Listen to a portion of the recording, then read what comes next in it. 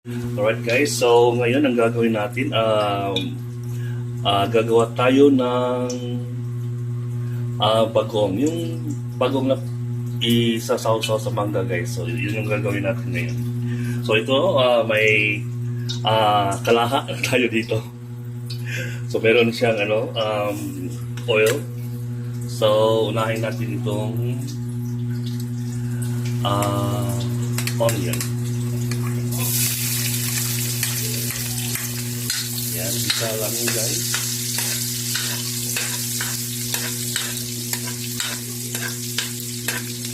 So hindi natin anong tawag dito.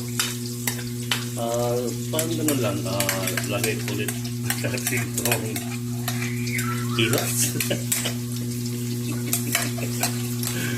Katuwaan lang ito guys. Yan.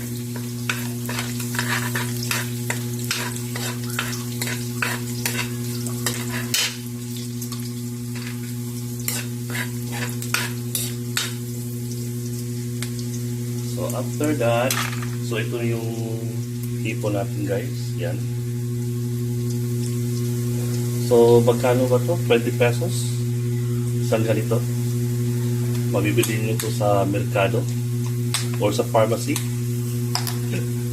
Baka meron dito sa pharmacy. Yan. So ilalagay na natin ito guys.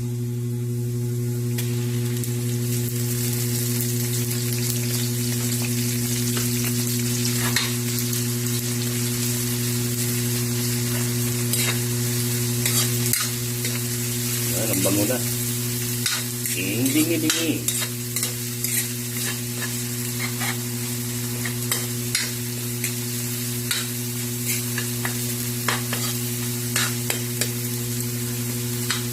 So mamaya lalagyan natin ito ng sili, yung parang kulay green.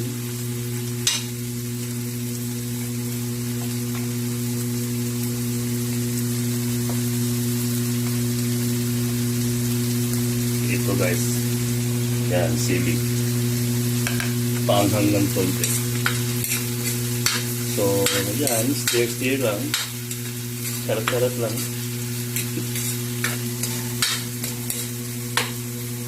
And after that, lalagyan muna natin ng Sprite.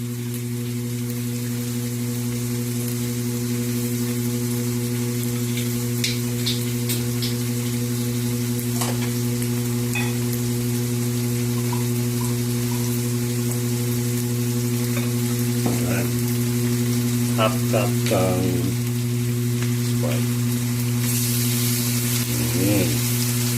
Noon.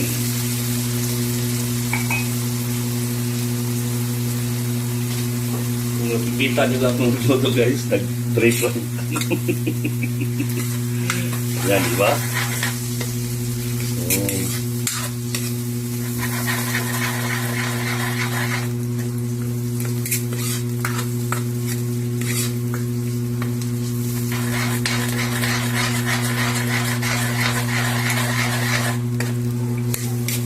So, stir lang hanggang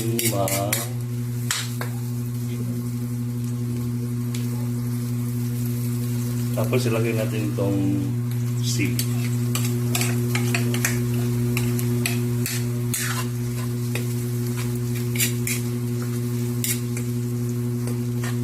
Yan, simple lang. So after nito, leave it like a minute and then lalagyan natin ng kung meron kayong asukal na or tawag natin sa pulang asukal, central, or wala yung white sugar.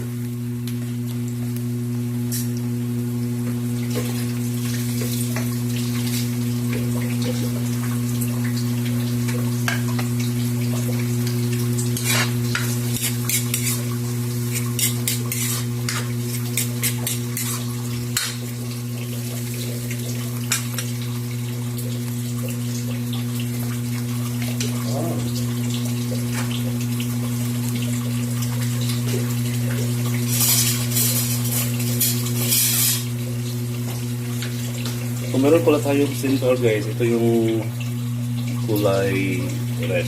Yan. Ito ng asukal. 1.5 spoon.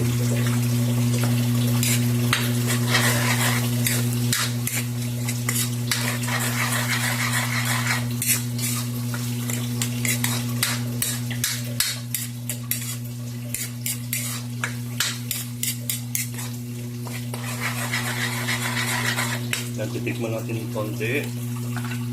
Baka okay na.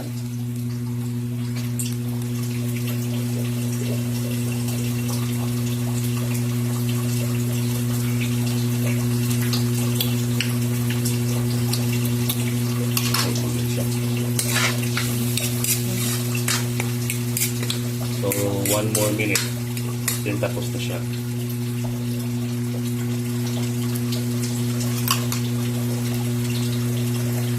Ay, lagyan natin ng konting sukal guys yan.